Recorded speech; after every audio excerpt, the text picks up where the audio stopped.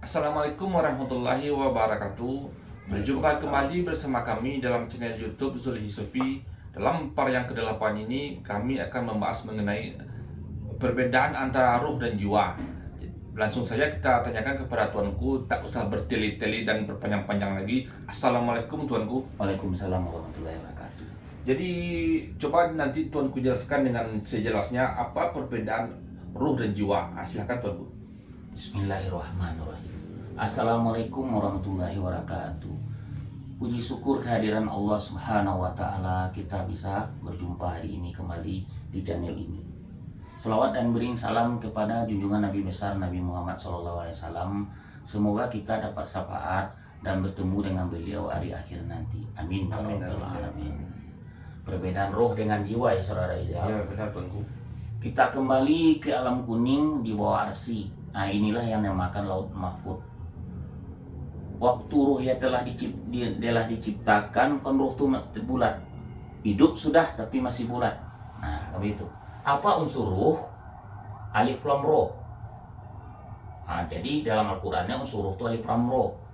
Kemudian kita ambil dulu surat Al-A'raf 172 ya. Apa kata surat? Disinilah terjadinya surat Al-A'raf 172 nih. Asal muasal usulnya.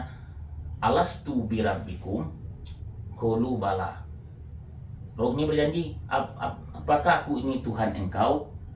Qalu bala, benar engkau Tuhan kami. Nah, bro. Jelas ini perjanjian ruh dengan Tuhan, dengan Nur, aman. Kemudian Allah tiupkanlah jiwa. Jiwa ini unsurnya alif lam mim. Nah, ingat ini unsur jiwa alif lam mim, jadi berbeda jiwa dengan ruh. Nah, itu perbedaannya.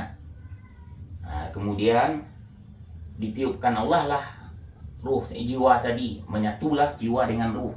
Wa nafsin was samawa, demi jiwa yang telah kusempurnakan penciptaannya. Surat 91 ayat 7. Nah, ingat itu ya. Surat 1 sampai 7, sempurna sudah penciptaan jiwa. Di mana terjatuhnya alif lam ro itu di tubuh sebelah kanan. Alif lam di sebelah kiri, min di lutut. Begitu juga terjatuhnya alif lam ro sebelah kiri. Alif lam sebelah kiri, nah, ro di dekat pusar. Nah, begitu cara kalau di kajian ke tubuh, di situ jatuhnya. Nah, jelas sudah detail ini. Inilah perbedaan roh dengan jiwa. Nah, dan kemudian kita kembali kepada apa, ada yang memberi pertanyaan ya. Kalau kita telah pernah kembali kalau mahfud, bisakah takdir dirubah? Nah, ini. Ada ini. Dua unsur. Kalau kita telah pernah mimpi ke laut mahfud. Nah, laut mahfud ini di alam kuning ini, saudara Rizal, ini dengar baik-baik ya. Nah, kalau kita memang telah pernah ke sana, bisakah merubah takdir? Dua jalannya. Kalau seandainya kitab takdir dibukakan, diizinkan malaikat yang menjaga dua itu, mungkin bisa merubah takdir. Tapi kalau kita pergi ke laut mahfud, kitab itu tidak dilihatkan, kitab hidup kita tidak bisa takdir dirubah. Itu tergantung antara kita di alam laut mahfud tadi. 4 malaikat yang menjaga laut mahfud. Nah, jadi kalau kita mau dilihatkan kitab buku kita, 2 malaikat kiri kanan menamping. Itu kejelasannya, ya kan? Ada juga orang yang mengaji ini yang berbahaya ini, ya kan? Nah, min kembali ke min, nah, tidak keluar mim. Itulah diriku. Nah, ini di sini hati-hati mengaji seperti ini. Berbahaya, bisa salah orang mendengarkan nanti. Kalau kurang tepat, cari guru untuk belajar ilmu tarekat begini, ya kan? Nah, jadi bukan begitu min keluar min. Yang jelas diri kita itu udah saya jelaskan. Insung, aku Nur Hamad yang terdalam. Hanya saya batasi apa Nur Hamad yang terdalam.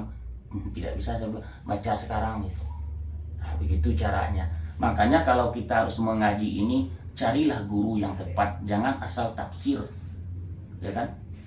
Nah, ini kan asal tafsir. Min kembali ke mim, tidak boleh keluar mim. Itulah diriku. Itu berbahaya, ya kan? Nah, makanya kita itu carilah guru yang tepat. Nah, baru kita berguru Tidak disalahkan di sini orang syariat menyalahkan orang tarekat, ya kan? Karena mengaji itu versi sendiri. Nah, ini yang berbahaya ini. Tidak ada berdalil dan berguru gitu. Nah, kita ambil dulu ayat 1 ulul amri. Nah, kami gitu. Ulama ini penerus nabi, ya kan? Nah, ini sering terdengar ini. Jadi alim ulama, saudara Rizal, itu nilainya 9. Nah, mana yang ulama, alim ulama, kita bahas ini di sini. Alim ulama itu nilainya 9. Ya. Kalau alim nilainya 1, ulama 8. Nah, itu alim ulama namanya tuh. Nah, kita cari dulu, ya kan?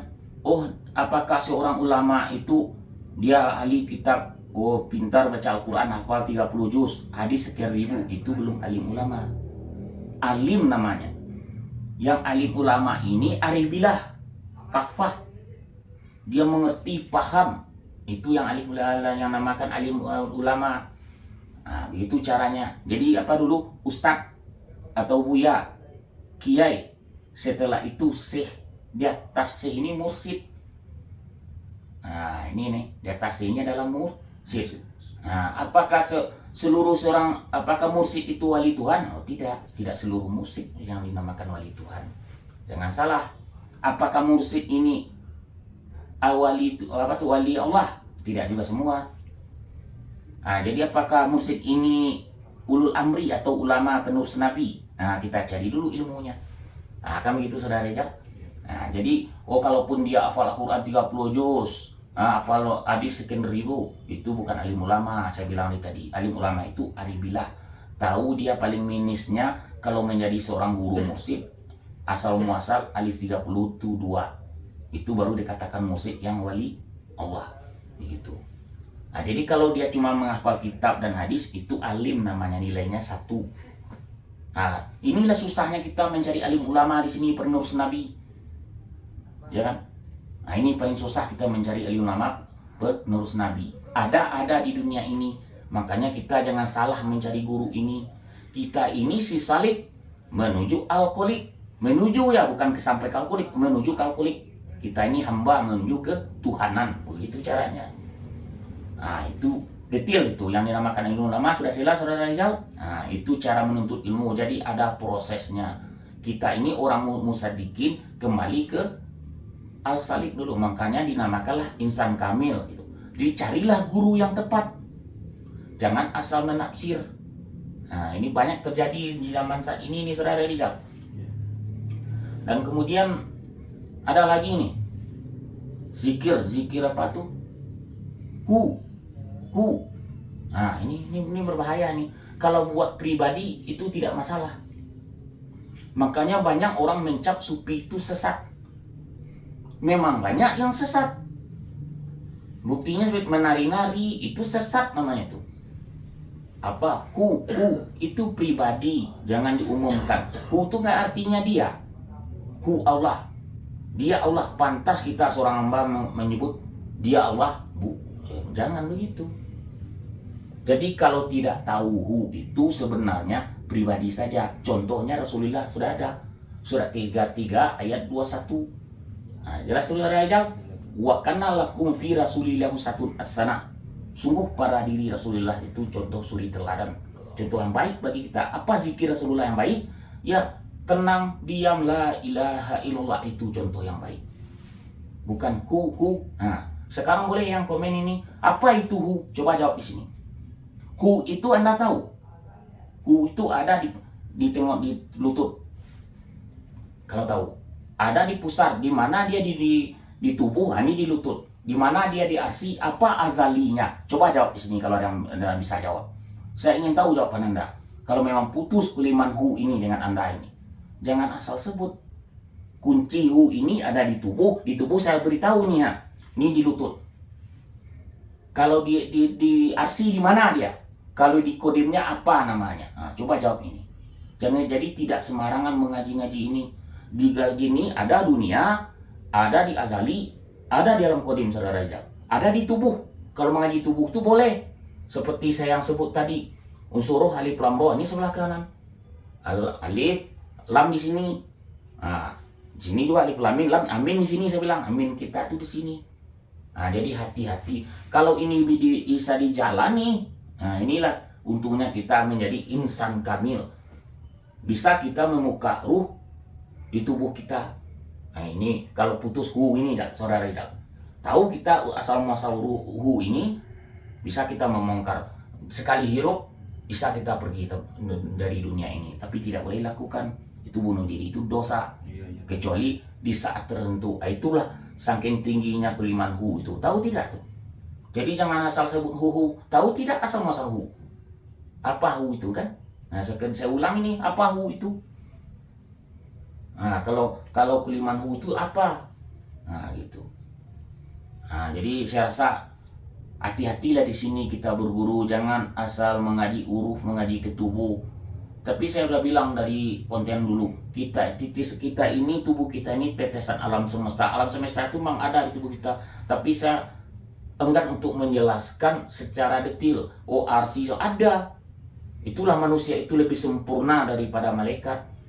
Tapi sekalipun hina daripada binatang melata, karena sifat keinian, kebinatangan itu ada di tubuh kita. Nah, jadi mengaji ini hati-hati, kita harus melewati dulu, ya kan? Kalau tidak tahu tanya pada orang yang tahu, jangan menahu-nahu. Jelas sudah, Ustadz, Buya, Kiai, salahkan Syekh, Mursid, cari yang tepat. Mursid ini berguru, ya kan?